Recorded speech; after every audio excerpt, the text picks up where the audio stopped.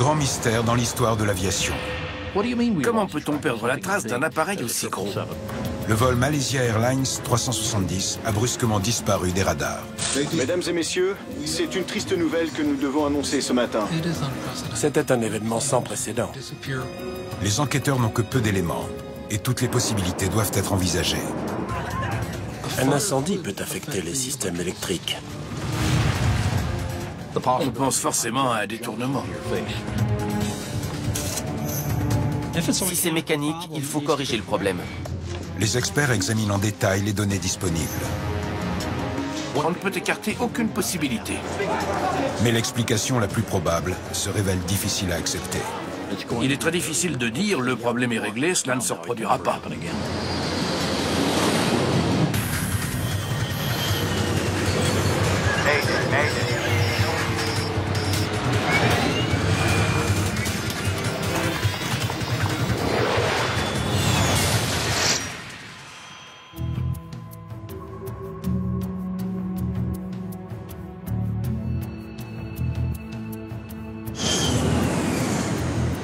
À l'aéroport international de Kuala Lumpur en Malaisie, l'équipage du vol Malaysia Airlines 370 effectue les derniers préparatifs avant le décollage. Attachez vos ceintures, s'il vous plaît. Parmi les 227 passagers à bord, 152 ont la nationalité chinoise. Ce vol de nuit est en effet à destination de Pékin.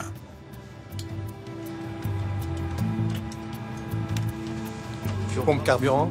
Dans le cockpit, Zahari Ahmad Shah est aux commandes. C'est un pilote chevronné qui vole depuis 33 ans pour la compagnie Malaysia Airlines. Farik Abdulhamid, le copilote, a beaucoup moins d'expérience. C'est la première fois qu'il pilote un Boeing 777 sans la présence d'un instructeur. Checklist effectuée. Nous sommes prêts, commandant. Bien. Au moment du décollage d'un vol commercial, il y a toujours beaucoup à faire. Ancien pilote de chasse et de ligne, John Nance compte parmi les meilleurs experts en sécurité aérienne. C'est l'une des raisons pour lesquelles on a mis en place la règle du cockpit stérile. Pas de conversation inutile en dessous de 10 000 pieds. Il faut rester concentré. Malaysia 370, autorisé décollage sur 32 droite. Malaysia 370, autorisé décollage, merci. Dites-leur qu'on est prêt. À l'équipage, décollage imminent. À minuit 40, le vol MH370 reçoit l'autorisation de décoller. C'est parti. Les pilotes surveillent la vitesse lors de l'accélération sur la piste. V1. Rotation. Le décollage se déroule sans encombre. Le contrôleur aérien dirige ensuite l'appareil vers un point de cheminement appelé Igari. Malaysia 370, virez à droite vers Igari. Bien reçu. Malaysia 370, merci. Le Boeing 777 compte parmi les appareils les plus automatisés. Les coordonnées du point de cheminement sont simplement entrées dans l'ordinateur de vol. Igari programmé. Confirmation? Exécuté. Dans un gros appareil comme le 777, on passe plus de temps à gérer les systèmes qu'à piloter avec le manche et le gouvernail. Les équipements électroniques sont très sophistiqués. Le vol Malaysia Airlines 370 vole en direction du nord-est dans le couloir aérien traversant le golfe de Thaïlande. Il lui faudra normalement 6 heures pour atteindre son aéroport de destination à Pékin, en Chine. Malaysia 370. Niveau de vol 350. 20 minutes après le décollage, le Boeing atteint son altitude de croisière, 35 000 pieds, soit 10 000 mètres environ. Quand un gros porteur arrive en altitude, après avoir enclenché le pilote automatique et effectué les checklists, on peut détacher la ceinture et se détendre un peu.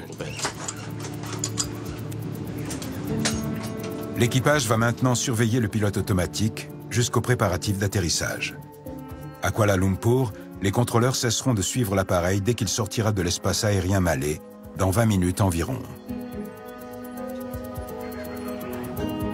Les contrôleurs vietnamiens prendront alors le relais pendant la traversée du golfe de Thaïlande.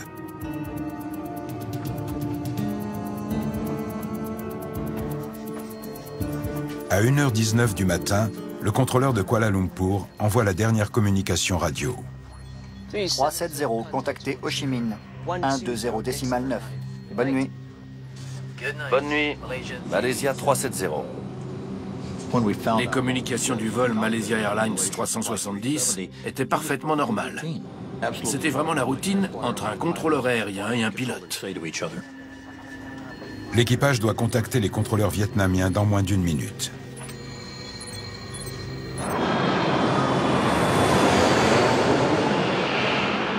Mais 19 minutes plus tard, le vol 370 n'a toujours pas donné signe de vie. Malaysia 370, ici Ho Chi Minh. Veuillez contacter la tour. Les contrôleurs vietnamiens et malais tentent désespérément d'entrer en contact avec l'appareil. Malaysia 370, me recevez-vous? Malaysia 370, ici Kuala Lumpur. Me recevez-vous? Aucune réponse ne parvient de l'appareil, qui a disparu des écrans radars. Le vol 370 s'est volatilisé sans laisser de traces. C'était un événement sans précédent. Aucun appareil n'avait jamais disparu des radars de cette façon, en restant introuvable. Malcolm Brenner est considéré comme l'un des meilleurs experts mondiaux en accidents aériens. Il a étudié la performance humaine pour la NASA et l'US Air Force et a longuement travaillé pour le NTSB américain, le Conseil national de la sécurité des transports. Cet accident a fasciné le monde entier. Je n'avais jamais vu ça en 40 ans de carrière dans l'aviation. C'est probablement le plus grand mystère dans l'histoire de l'aviation commerciale et même dans l'histoire de l'aviation en général. Jusque-là, c'est la disparition d'Amelia Earhart qui occupait cette place. Mesdames et messieurs, c'est une triste nouvelle que nous devons annoncer ce matin au sujet du vol MH370. Stupéfaits, les proches des disparus exigent des réponses de la compagnie aérienne. Et les experts du monde entier s'efforcent de trouver une explication. Il faut considérer toutes les possibilités. Désorientation, incendie, collision et j'en passe. Découvrir la cause de la disparition est crucial pour l'ensemble du secteur aérien. Qu'il s'agisse d'une panne mécanique, d'une faille de sécurité ou d'un problème lié à la cargaison, il fallait réagir. Quelle que soit l'origine du problème, il faut trouver une solution. Les autorités malaisiennes lancent immédiatement des opérations de recherche à grande échelle, avec bientôt le secours de l'Australie, des États-Unis et de la Chine. Dans les premiers jours, la seule certitude, c'était que l'avion avait disparu. La première difficulté est de délimiter la zone de recherche. Le vol MH370 a disparu au-dessus du golfe de Thaïlande, où la couverture radar est limitée. Les systèmes radars couvrent environ 10% de la surface du globe. En mer, il n'y a que les radars des navires. Donc il est physiquement impossible de couvrir les océans, qui représentent une grande partie de la surface de la planète. Les navires croisant dans la région n'ont pas signalé d'écho radar inhabituel, et aucun débris d'avion n'est repéré flottant à la surface de l'eau. Dans l'espoir de sauver d'éventuels survivants à un crash, les équipes de secours se tournent vers une autre technologie, le système ACARS, un acronyme anglais signifiant système de communication, d'adressage et de compte-rendu pour avion. Les communications ACARS transitent par satellite pour transmettre des informations entre un avion en vol et le sol.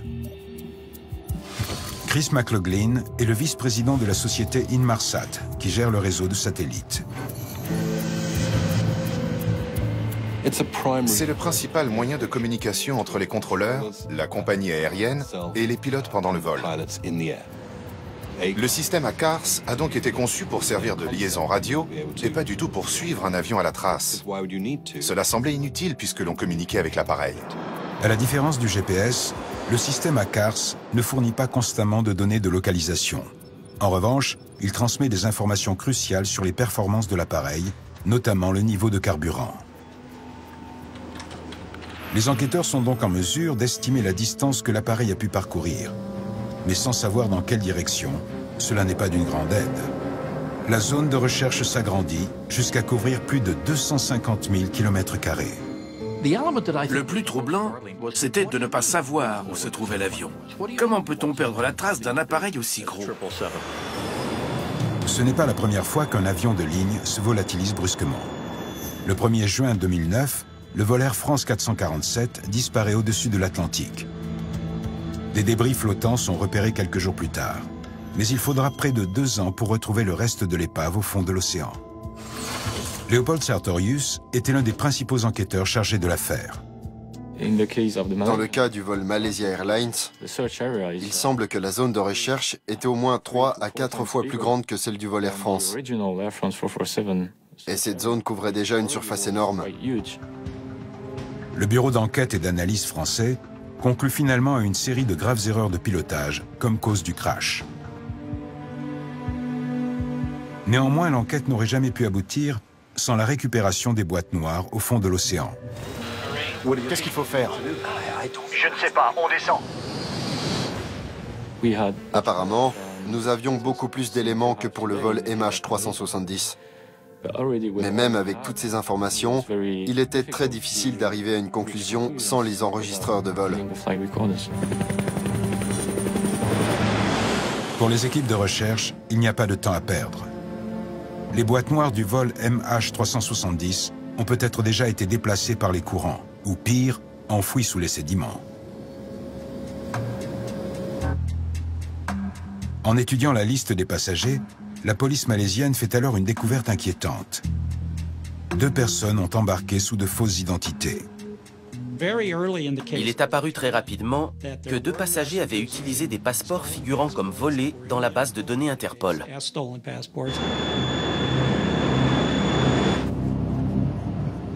Il paraît soudain possible que le vol MH370 ne se soit pas écrasé. Des pirates de l'air ont peut-être réussi à en prendre le contrôle. J'ai commencé à reprendre espoir puisque aucun débris n'avait été retrouvé dans l'eau.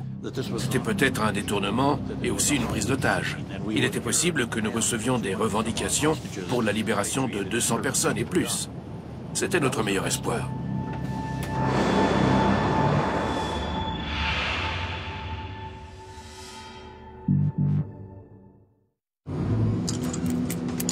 « 370, contactez Ho Chi Minh. 120 décimal 9. Bonne nuit. Bonne nuit. Malaysia 370.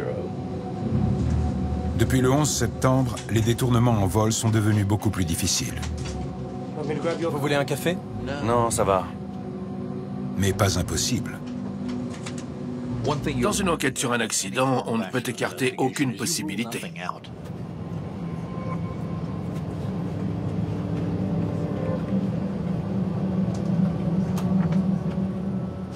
Quand les pilotes ont besoin d'aller aux toilettes, ils sortent du cockpit. Tom Fuentes sait parfaitement comment un détournement peut se dérouler. Il a derrière lui quelques 29 années de service au FBI. Les mesures de sécurité les plus strictes ne servent plus à rien dès que les pilotes quittent le cockpit.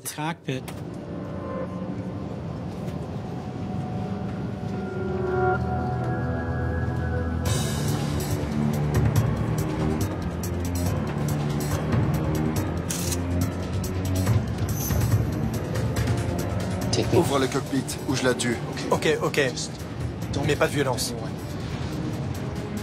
Que voulez-vous? Ouvre la porte. D'accord. Maintenant. D'accord. Si l'absence de revendication est inhabituelle, les détournements ne se déroulent pas toujours comme prévu. La disparition du Boeing serait-elle due à une prise d'otage qui a mal tourné? Il est possible que l'opération prévue ne se soit pas bien passée pour une raison inconnue. Et c'est en partie ce qui rend la situation difficile à comprendre. Le vol Ethiopian Airlines 961 est un exemple récent de détournement raté. Le 23 novembre 1996, le Boeing 767 effectue la liaison entre Addis Abeba et Abidjan lorsque 3 jeunes Éthiopiens font irruption dans le cockpit. Dehors. Dehors! Cap vers l'Australie. Quoi? Cap vers l'Australie. On n'a pas assez de carburant pour ça.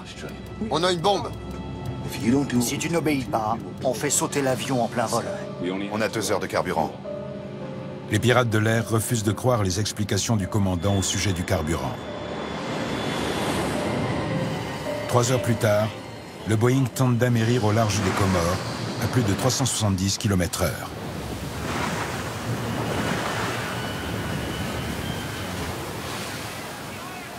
Parmi les 175 personnes à bord, 125 trouvent la mort, y compris les 3 pirates de l'air. Un individu déterminé aurait-il pu détourner le vol MH370? Restez calme. Je vais entrer les coordonnées. Voilà.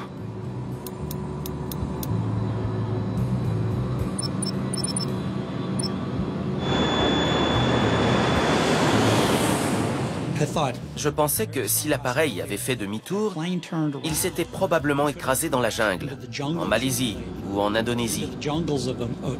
Et si les débris avaient traversé toute la végétation pour finalement couler au fond des marais, il était tout à fait possible que les flammes ne soient pas repérées et que l'on ne retrouve jamais l'épave. Alors que les autorités aériennes du monde entier étudient les relevés radars, un coup de théâtre survient. Bonsoir, mesdames et messieurs.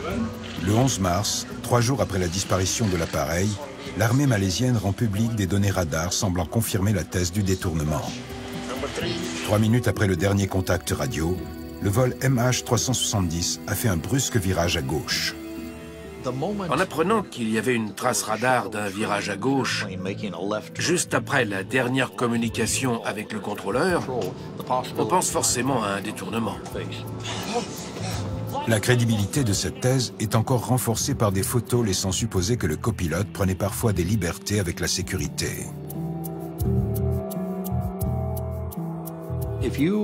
Si les pilotes sont prêts à enfreindre le règlement pour laisser des passagers entrer dans le cockpit, juste parce qu'ils en ont envie et qu'ils les trouvent sympathiques, ils peuvent ouvrir à n'importe qui. Peut-être que la jolie fille a un complice et un pistolet dans son sac à main. Peut-être qu'ils avaient seulement une arme de petite taille, ou alors ils faisaient semblant d'en avoir une.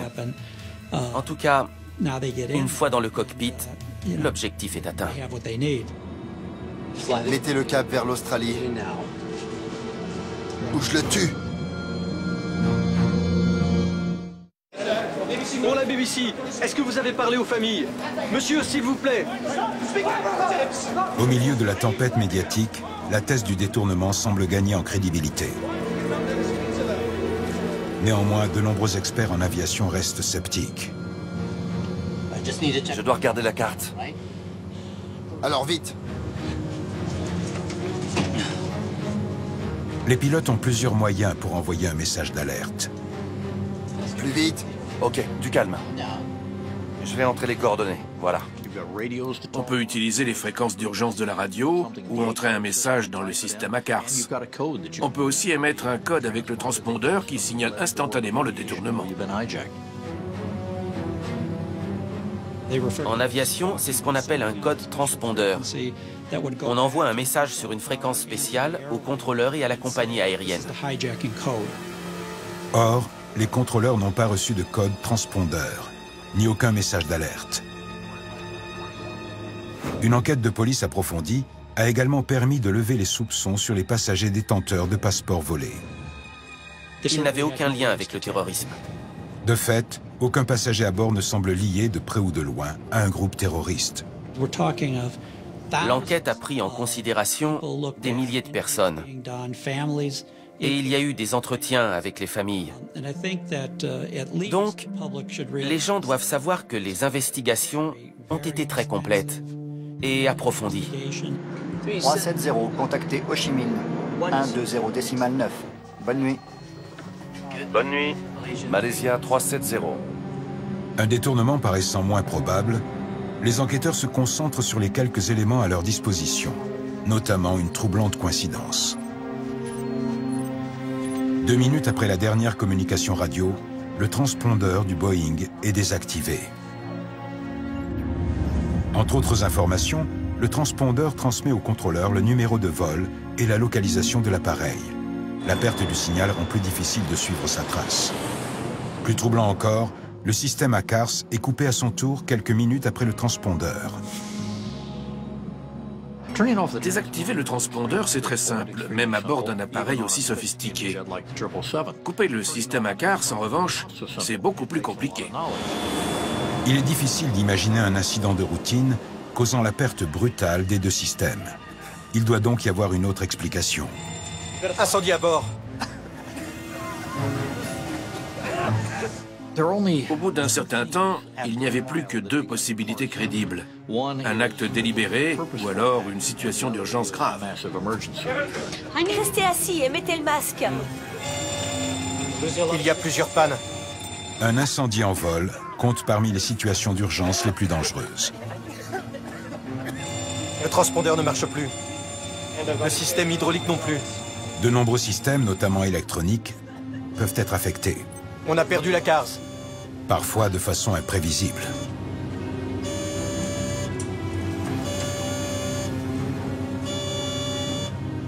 Un incendie peut endommager le système électrique, ce qui entraîne la perte de certaines fonctions. En novembre 1987, un Boeing 747 de South African Airways vole vers Johannesburg.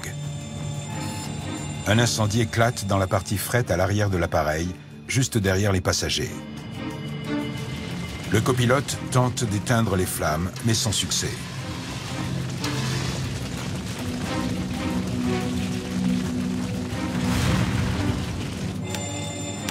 Vérifiez le panneau disjoncteur.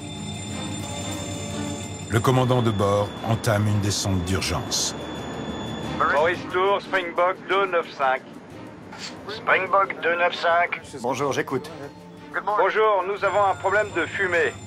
Descente d'urgence au niveau 1.5.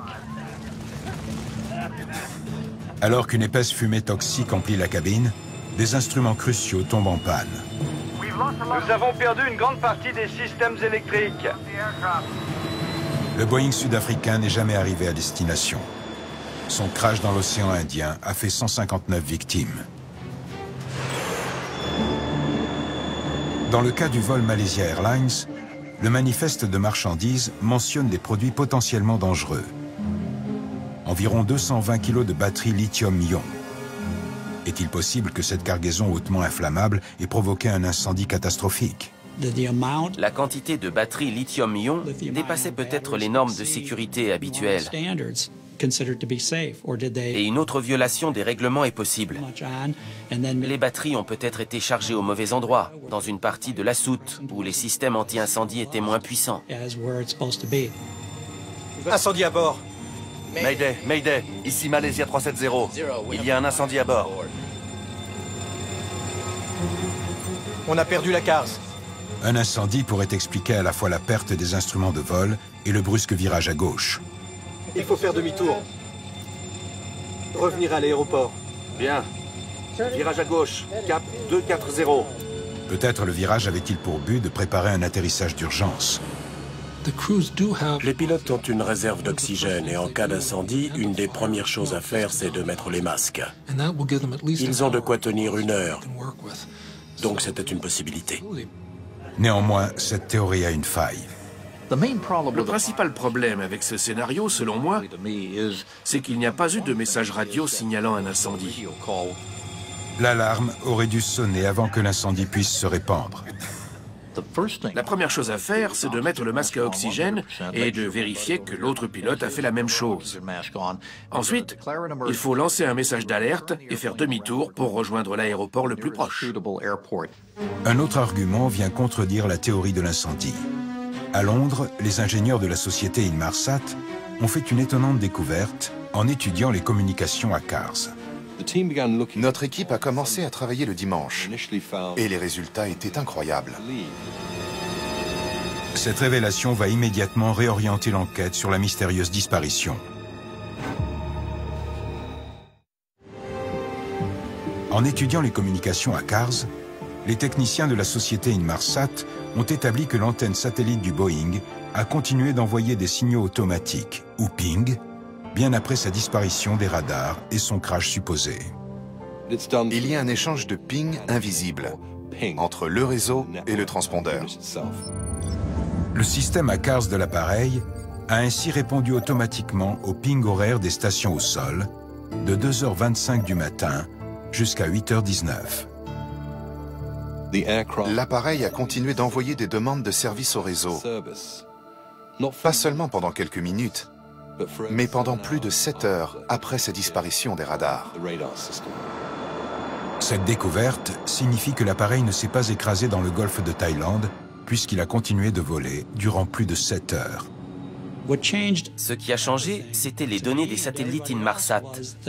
Là, on se dit, attendez un instant, l'appareil a volé pendant encore plusieurs heures. Ces nouveaux éléments permettent d'écarter la thèse de l'incendie. En cas d'incendie généralisé, un appareil ne peut pas voler aussi longtemps. Les données ACARS reçues précédemment confirment ces nouvelles informations. Le vol MH370 avait suffisamment de carburant pour continuer de voler 7 heures avec le pilote automatique. Cependant, personne ne sait ce qui a pu se passer à bord durant tout ce temps. On sait désormais que l'appareil a volé pendant des heures dans telle direction. Mais est-ce qu'il y avait encore quelqu'un de vivant à bord? Une fois les réservoirs vides, les deux moteurs s'arrêtent l'un après l'autre et le Boeing 777 descend en spirale pour finalement s'écraser dans l'océan.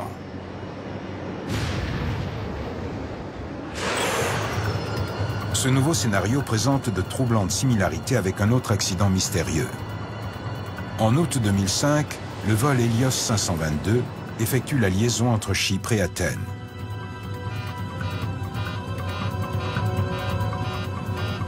Bonjour, vol 522, terminé. Vol 522, j'écoute. L'alarme de configuration décollage est allumée.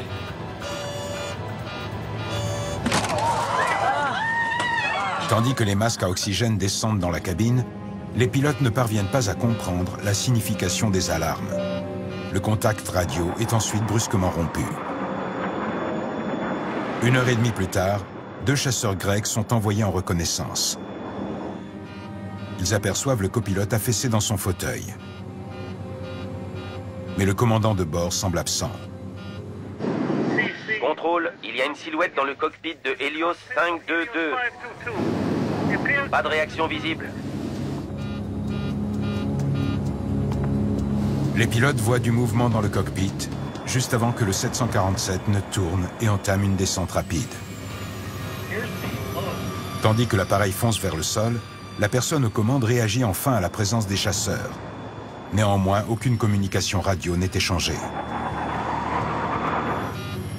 Quelques instants plus tard, le vol Helios 522 s'écrase. L'enquête révèle que l'équipage précédent avait signalé la présence de glace sur la poignée de la porte arrière. Un mécanicien avait effectué une série de tests nécessitant de mettre le système de pressurisation en mode manuel. Or, il n'avait pas remis la manette en position automatique. En conséquence, la cabine n'a pas été pressurisée lors du vol suivant et le niveau d'oxygène a diminué peu à peu. L'hypoxie peut provoquer des maux de tête, un état de désorientation, des difficultés de compréhension, des pertes de mémoire, un essoufflement. Et ce qui est particulièrement dangereux, tous les pilotes en sont avertis, c'est que l'on ne se rend pas compte de la diminution de ses capacités. Lorsque la pression devient trop basse en cabine, les masques à oxygène descendent, mais la réserve ne dure que 12 minutes environ.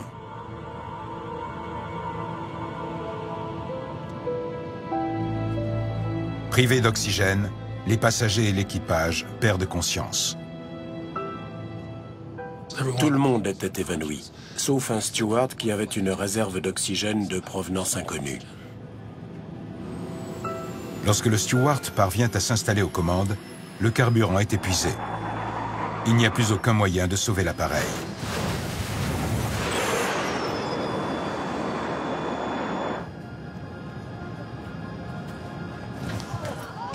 Mettez les masques à oxygène.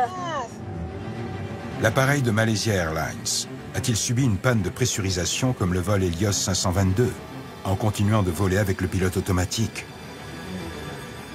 Généralement, le pilote automatique est activé durant la plus grande partie du vol. Et même si l'équipage n'est plus en état d'agir, il continue de jouer son rôle. L'appareil de Malaysia Airlines volait à 35 000 pieds, c'est-à-dire plus de 10 000 mètres, plus haut que l'Everest. Sans oxygène, à cette altitude, on ne reste pleinement conscient que 30 ou 60 secondes. Dans son rapport sur la délimitation de la zone de recherche, l'Agence australienne de sécurité des transports estime un phénomène d'hypoxie possible, compte tenu de la trajectoire droite et horizontale de l'appareil durant les dernières heures de vol. Néanmoins, certains détails laissent penser que cette explication ne suffit pas. Je reviens. Ok. Des anomalies se produisent bien avant que l'hypoxie puisse agir. Même avec beaucoup d'imagination, l'hypoxie et la désorientation ne peuvent pas expliquer les virages effectués en entrant les coordonnées dans l'ordinateur de vol. Une analyse détaillée des données satellites révèle que l'appareil a effectué 3 virages dans l'heure et demie suivant le dernier contact radio. Le Boeing vire d'abord à gauche, avant de mettre le cap vers l'ouest, puis vers le sud, en direction de l'Antarctique. Selon Malcolm Brenner, ces virages successifs indiquent de façon claire que l'appareil a été détourné volontairement. On peut imaginer qu'un pilote dépressurise volontairement l'appareil pour tenter de le détourner ou d'en prendre le contrôle. À partir du cockpit, il est possible de désactiver le système de pressurisation et de créer une situation similaire à celle du vol Helios 522. 2 questions cruciales restent en suspens. Qui a effectué ces mystérieux virages et pourquoi? Tout de suite, la suite. On a tous vu ce genre de comportement. Et celui-là? Et ça vous est déjà arrivé? Et dire qu'il se croyait ni vu ni connu. Et si on observait ça de plus près? Les sciences sociales se sont alliées avec la technologie et utilisé des caméras cachées pour montrer qu'il est facile de faire de meilleurs choix. Prêt à relever le défi? Full sous contrôle, tous les vendredis à partir de 21h30 sur National Geographic Channel. Des projets ambitieux qui changeraient le cours de l'histoire. Des inventions mortelles pour gagner la guerre par la force. C'était le rêve de suprématie d'Hitler. National Geographic Channel revient sur les constructions du régime nazi, des blockhaus aux bases secrètes. Les plans extravagants du Führer révélés dans Nazi Mégastructure, saison inédite, tous les jeudis à 20h40 sur National Geographic Channel.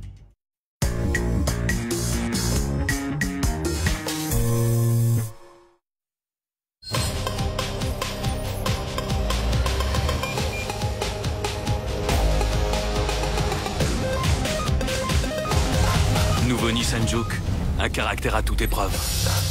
Nissan, innovation that excites. Nouveau Nissan Juke. Nouveau Nissan Qashqai. Nouveau Nissan X-Trail. À découvrir sans apport et sans condition pendant les portes ouvertes du 13 au 15 mars. Devinez qui est le cuisinier? C'est Frédéric. Devinez qui est le cuisiniste? C'est Lapeyre. Qui a fait ses douceurs pour le dessert? C'est Frédéric. Et des prix aussi doux, c'est Lapeyre.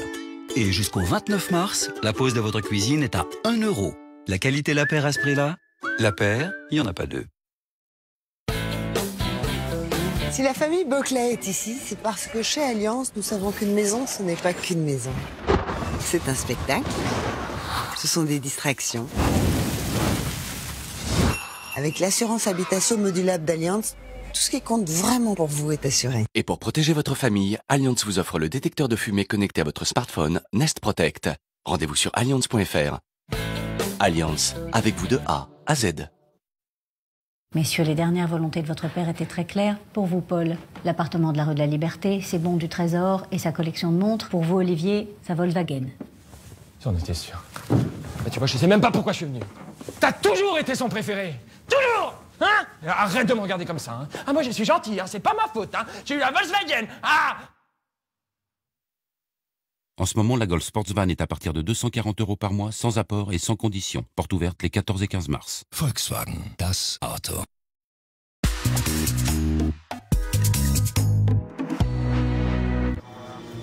« 370, contactez Ho Chi Minh. 120 décimal 9. Bonne nuit.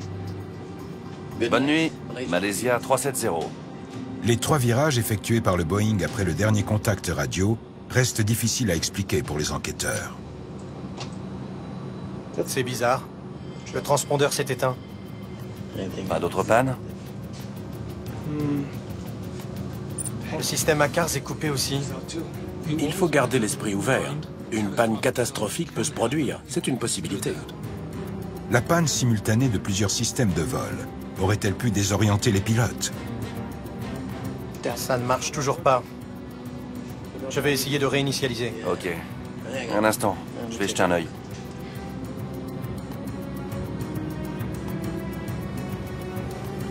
L'altimètre. Bon sang.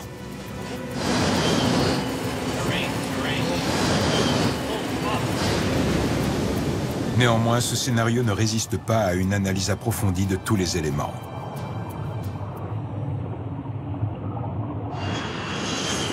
Le Boeing 777 comprend de nombreux systèmes auxiliaires, ce qui rend la panne simultanée de plusieurs instruments peu probable. Le mot d'ordre, c'est que toutes les fonctions doivent avoir un système de secours, y compris les systèmes de secours. Le fait que l'appareil a continué de voler 7 heures rend également la thèse de problèmes mécaniques peu probable. Cette hypothèse ne tient pas compte tenu des éléments. Malcolm Brenner et les autres enquêteurs se voient ainsi forcés de considérer une possibilité terrifiante. La catastrophe du vol MH370 serait le résultat d'un acte délibéré. 2 systèmes différents ont été désactivés presque simultanément. Le transpondeur et la CARS. Or, leur seule fonction, c'est de communiquer avec le sol. Il n'y a aucune connexion électrique évidente entre les deux. Donc un acte humain est la seule explication.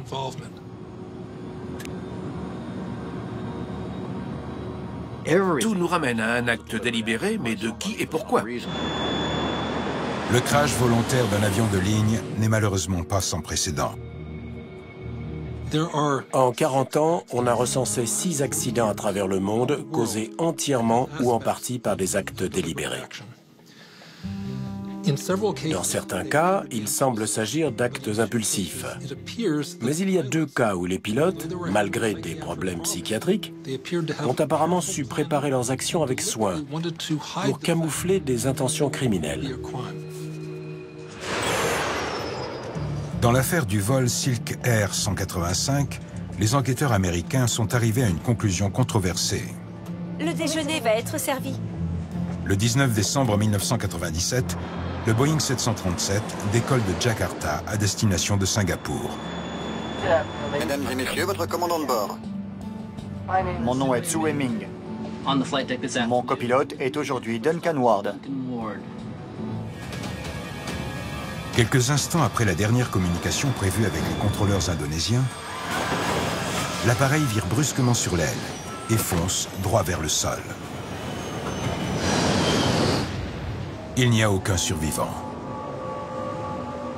Les équipes de recherche parviennent à retrouver les 2 boîtes noires. Je suis prêt. Mais les 2 appareils ont été éteints avant que le Boeing entame le piqué fatal. De l'eau?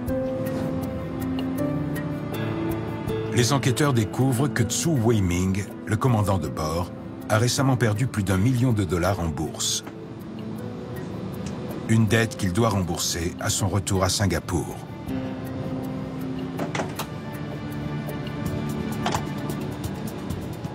Bien que les autorités indonésiennes ne partagent pas cet avis, les enquêteurs américains concluent à un acte volontaire de la part du commandant qui a probablement éteint les boîtes noires et provoqué le crash, tuant ainsi 97 passagers et 7 membres d'équipage. Malaysia 370, niveau de vol 350. Certains experts pensent désormais qu'un acte délibéré est la seule explication. Selon moi, quelqu'un a agi volontairement. Quelqu'un qui savait piloter. Est-ce qu'il s'agissait d'un membre de l'équipage ou d'une autre personne? Ça, nous l'ignorons. Le Boeing est à son altitude de croisière. Vous pourriez aller me chercher un café, s'il vous plaît? Bien, commandant. Le commandant de bord peut maintenant trouver une excuse pour faire sortir le copilote du cockpit. Je reviens. Merci. Le commandant a l'autorité à bord. Il peut dire au copilote d'aller en cabine pour différentes raisons, alors que le copilote ne peut pas demander au commandant de sortir du cockpit. En conséquence, notre attention se concentre sur le commandant.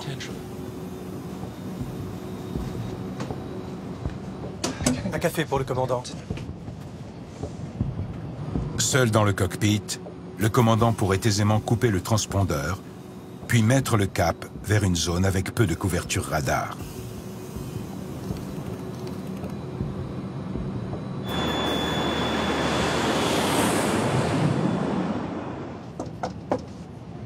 Commandant, ouvrez-moi. Quelques minutes plus tard, il a peut-être tenté de désactiver le système ACARS, sans réaliser que celui-ci continuait d'émettre un signal. Ça va? On ne peut pas arrêter les pings du réseau Inmarsat sans toucher au système électronique de l'appareil lui-même. Et cela demande des compétences que les pilotes n'ont pas. Commandant! Le cockpit a une porte de sécurité. Ouvrez! Une fois verrouillé, il est impossible de l'ouvrir de l'extérieur. Personne ne peut ouvrir la porte renforcée. Même si la personne qui est dans le cockpit a de mauvaises intentions, c'est impossible de la déloger. Tout de suite, la suite. Des projets ambitieux qui changeraient le cours de l'histoire. Des inventions mortelles pour gagner la guerre par la force. C'était le rêve de suprématie d'Hitler. National Geographic Channel revient sur les constructions du régime nazi, des blockhaus aux bases secrètes. Les plans extravagants du Führer révélés dans Nazi Mégastructure, saison inédite, tous les jeudis à 20h40 sur National Geographic Channel. On a tous vu ce genre de comportement. Et celui-là? Et ça vous est déjà arrivé? Et dire qu'il se croyait ni vu ni connu. Et si on observait ça de plus près? Les sciences sociales se sont alliées avec la technologie et utilisé des caméras cachées pour montrer qu'il est facile de faire de meilleurs choix. Prêt à relever le défi? Full sous contrôle, tous les vendredis à partir de 21h30 sur National Geographic Channel.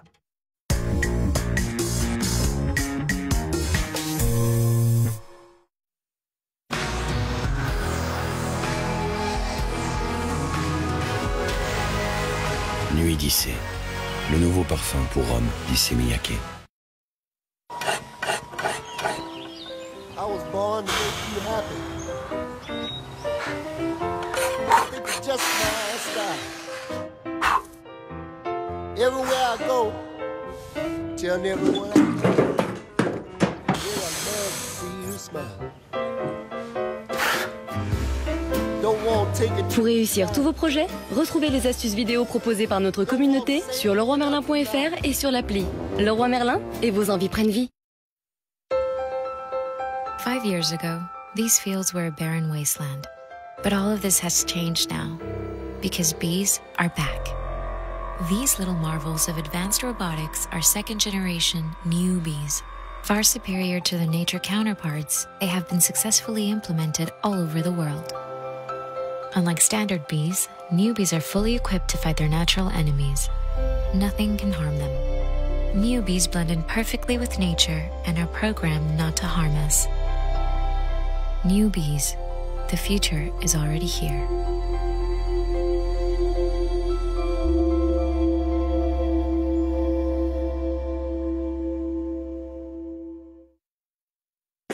Si vous cherchez un 4x4 juste pour grimper dans l'échelle sociale, juste pour vous faire remarquer sur les grands boulevards, juste pour impressionner les collègues de bureau, juste pour briller en société, vous pouvez juste aller voir ailleurs. Dacia Duster, vous avez tout compris.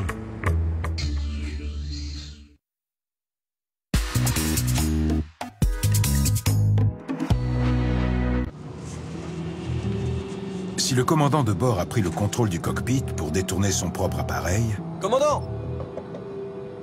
Ouvrez! Les autres membres d'équipage n'avaient presque aucun moyen de réagir. Pour établir une communication d'urgence entre le sol et l'équipage de cabine, il est presque impossible d'utiliser un téléphone portable. Commandant, ouvrez! Et il n'existe aucune méthode pour appeler le sol sans passer par le cockpit. Dans cette situation, il n'y a rien à faire. Commandant, ouvrez la porte! Le réglage manuel de la pression en cabine est un dispositif de sécurité en cas de panne du système automatique. Mais il pourrait aussi être utilisé à des desseins criminels. Commandant, ça va?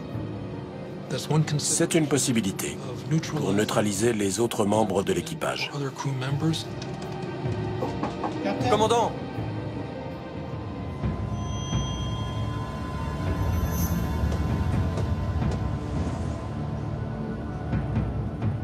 Sans oxygène, tout le monde est vulnérable.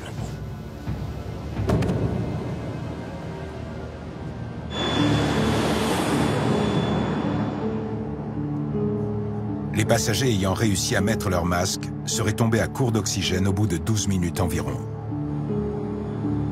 Désormais seul survivant à bord, le commandant n'a plus qu'à faire disparaître l'appareil. Dans l'heure suivante, l'appareil effectue plusieurs virages, qui semblent être des actes humains. Et finalement, il met le cap vers l'Antarctique. Et donc il semble que tout ait été soigneusement organisé pour échapper à la détection.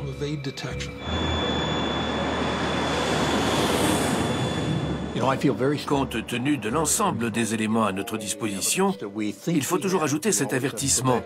Je suis intimement convaincu que l'individu responsable voulait faire disparaître l'appareil corps et bien. Si le crash était effectivement volontaire, la question du pourquoi restera l'une des plus difficiles à résoudre. Si on considère les deux pilotes, le copilote était un jeune homme extraverti qui s'apprêtait à se marier. Donc, rien ne suggère que l'on a affaire à un fanatique religieux ou à un individu suicidaire, sans parler d'entraîner tout le monde dans sa mort. Mais si on considère le profil du commandant de bord, il n'y a rien non plus.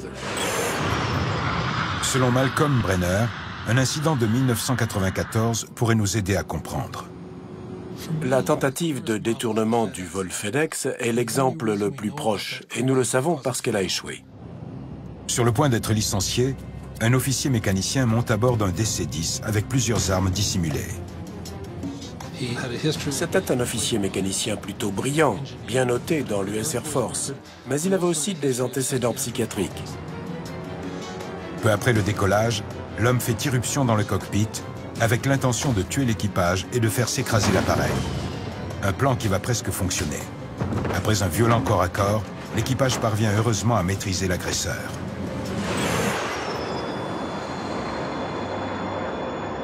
Rares sont les compagnies ayant subi le drame d'un crash volontaire, dû à un acte de folie. Le vol de Malaysia Airlines est peut-être le cas le plus récent. Certains individus peuvent avoir des problèmes psychiatriques et des motivations étranges, tout en restant capables de préparer soigneusement ce type d'opération de sang-froid. Donc j'ai le regret de dire que cela peut arriver. Pour les enquêteurs, comme pour les compagnies aériennes, la dure vérité est que les défaillances humaines sont presque impossibles à prévoir. L'être humain est une créature imparfaite et il est très important d'apprendre à mieux reconnaître les indices d'un passage à l'acte. Mais il est très difficile, voire impossible de dire « le problème est réglé, cela ne se reproduira plus ». Il est possible que le mystère du vol Malaysia Airlines 370 ne soit jamais résolu.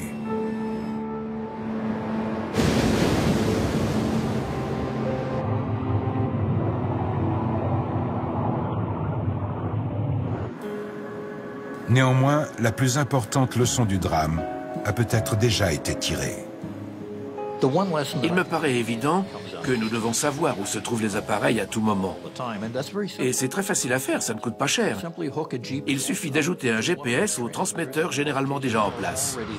Il faudra le régler pour envoyer un signal toutes les 5 ou 10 minutes et faire en sorte qu'il soit impossible à désactiver. L'une des premières conséquences, c'est peut-être que certaines compagnies aériennes vont suivre leurs appareils à la trace et le faire valoir pour se distinguer de la concurrence. Ou alors, l'administration américaine rendra cela obligatoire. Le monde entier est concerné et veut savoir ce qui s'est passé pour faire en sorte que cela ne puisse jamais se reproduire.